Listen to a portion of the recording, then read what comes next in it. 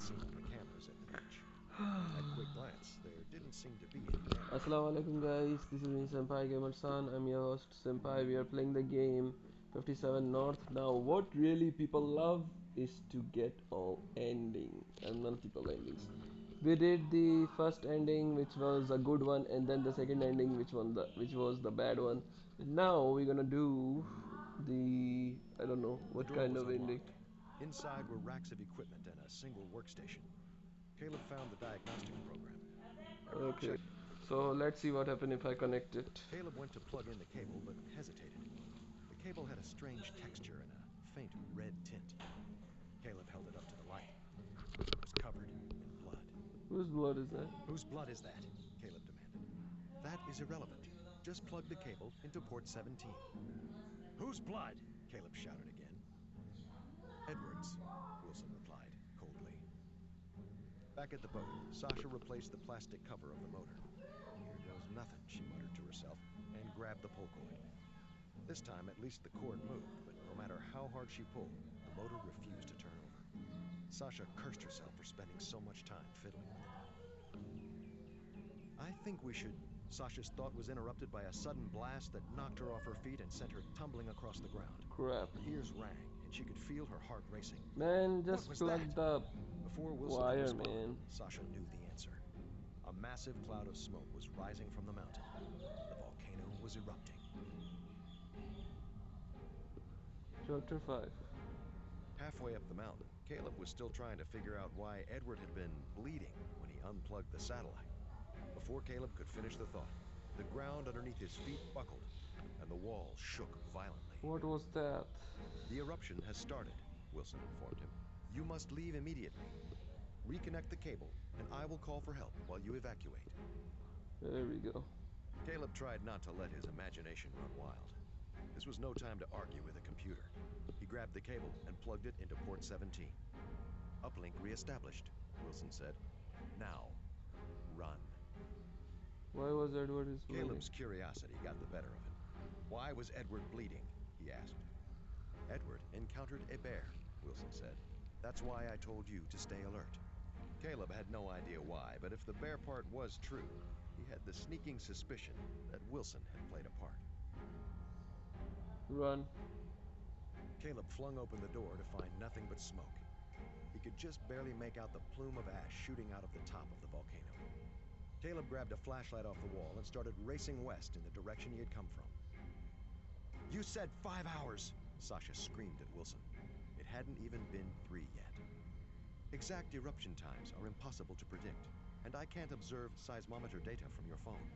Wilson's neutral tone seemed out of place, considering how much adrenaline was coursing through Sasha's veins. You must evacuate now. I'm not going anywhere without Caleb, Sasha said. She was terrified by the rising plume of ash, but wasn't about to abandon Caleb.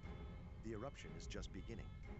If my models are accurate, the next major event will be a dome collapse and subsequent pyroclastic flow.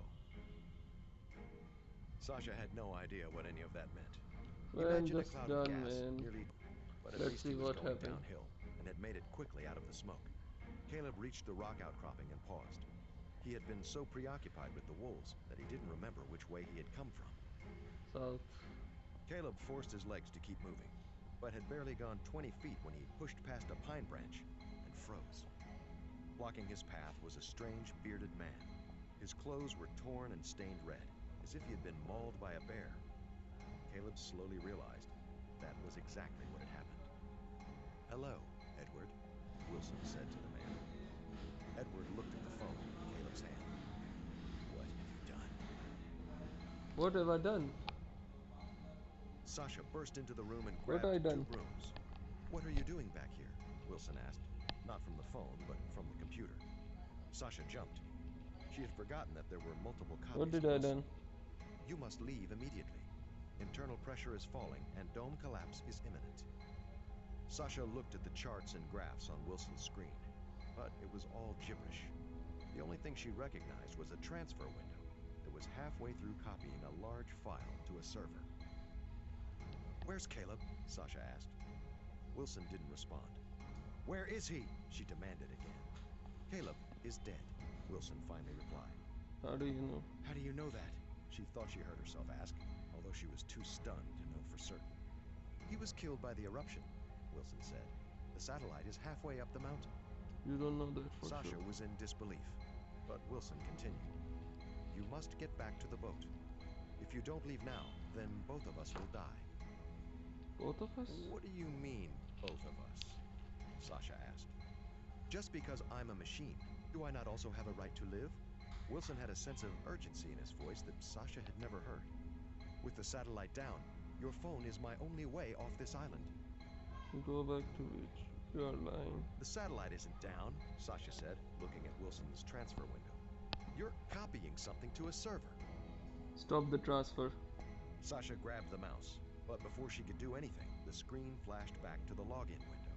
She tried a few passwords until the system locked her out. Mother. Sasha ran for the door. She had no idea what Wilson was up to, but she had bigger problems. Maybe Caleb was alive, maybe he wasn't. But she was certain that if she didn't get that boat fixed, then neither of them would make it off this island. Caleb, you have to... Wilson's voice was cut short as Edward snatched the phone out of his hand and chucked it into the trees. Hey! Caleb exclaimed. A huge crashing sound made them both flinch as a huge grizzly bear leaped out of the trees. The bear went straight for the phone, swatting at it ferociously until he finally brought his huge paw down, shattering it against a rock. Caleb turned to get out of there, but Edward grabbed his arm and held him still, surprisingly strong for the rough shape he was in. The bear finally stopped attacking the phone and sauntered off into the woods. They both breathed a sigh of relief, and Edward collapsed to the ground. What was that? What was that? Caleb asked. Phone, Edward croaked. High frequency attracts bears, like a dog whistle. It didn't look like Edward would last much longer. You reconnected the satellite, Edward said. To Caleb, it sounded like an accusation. Edward said to Caleb, it sounded like a... Yes? You have to stop him. If Wilson gets off the island... Edward started choking before he could finish the sentence. How do I stop him? How do I stop him? Asked Caleb. The satellite. Go back. Disconnected. I have to get out of here, Caleb said. We've got a boat. I'll take you to it. No, Edward barked. If he gets off the island, no one will be safe. He'll spread to every computer. Oh, fuck. The volcano will stop him. The volcano will take out the satellite soon anyways, Caleb reasoned. It will be too late, Edward countered. His program is only a few hundred megabytes. If he copies himself, he will be unstoppable. Edward forced himself to his feet and staggered toward the satellite. But they both knew he'd never make it. Caleb looked up as ash began to fall like snow. Was he really willing to give his life to stop a computer program? Back to satellite. Better to die a hero, Caleb thought, as he stood up and raced after Edward, blowing past him and sprinting up the hill. Maybe he could shut it down and still make it back to the boat before Sasha left. Back at the boat, Sasha rowed a few times to test her makeshift oars. It wasn't pretty, but it would have to do the trick. You must go now, Man, that Wilson was insisted. really different. Sasha pushed the boat into the water so she could be ready the moment Caleb hit the beach. The memory of diving into the water after Caleb the night before flashed into her mind. She had almost died once, saving him. How much was she willing to risk? Wait for Caleb. Sasha floated for a moment. She was scared of dying, but even worse, she was terrified of having to carry that guilt around with her for the rest of her life. Sasha's thoughts were cut short by an enormous earthquake that shook the trees and caused the water beneath her to turn to foam. She looked up in horror to see another plume of smoke, only this one was shooting down the mountain. So I should go south. Wilson said. If you stay here, you will die. Wilson's description of a pyroclastic flow had been frightening and technically accurate, but it failed to capture the awesome scale of what Sasha saw hurtling down the mountain towards her. It was like an avalanche, except rather than burying things in snow, it caused them to burst into flames. A chain reaction of explosions shot debris into the air, and it took Sasha a few seconds to realize that what looked like flying twigs were actually 100-foot pine trees. mass of orange and black smoke seemed to swallow the valley, the mouth of which Sasha realized was the beach she was sitting on. Less than 4 minutes until it reaches us, Wilson informed her. Caleb was nowhere to be seen, but she felt as if he might run out of the trees at any moment. We'll give him 3 minutes, Sasha said, as she started to count. 1001, 1002. God damn. Wilson began to protest and she hit the mute switch on her phone. Hurry up, Caleb, she muttered to herself.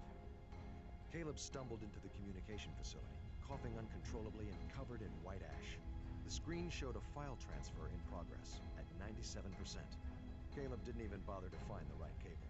Pieces of plastic flew everywhere as he ripped all of them out of the switch.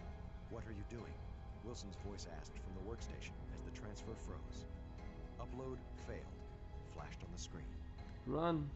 Caleb smiled as he turned for the door. He could still make it. He hadn't gone 2 steps when the whole building began to shake, similar to when the eruption started, except this time, it didn't stop. It grew more intense as equipment toppled off the shelves, and Caleb tried to open the door. Through the window, he noticed a faint orange glow, growing rapidly brighter. It was the last thing he ever saw. Sasha waited exactly 3 minutes and 1 second before realizing Caleb wasn't going to make it. Her makeshift oars creaked under the strain as she forced the boat out to sea. She was facing backwards as she rowed, so she saw every detail as the pyroclastic flow loomed over her like a fiery demon the size of a skyscraper. A few flashes of lightning pulsed around the cloud as it hit the water and shot out over the surface, vaporizing everything in its path. She was too close. Jump. Seconds before it hit, Sasha leaped out of the boat and dove as deep as she could. The water around her grew warm, and she heard a strange gurgling, which she realized was the sound of the water at the surface boiling. She stayed down as long as she possibly could, tossing against rocks as waves of pressure slammed into her.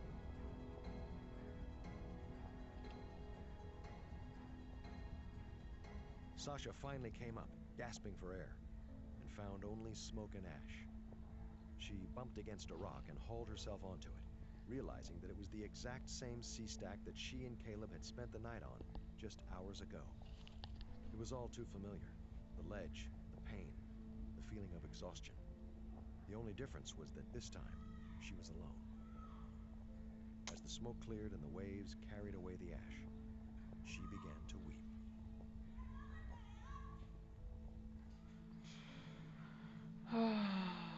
Sasha spent the next few hours on the rock, but the eruption might as well have been a giant signal flare.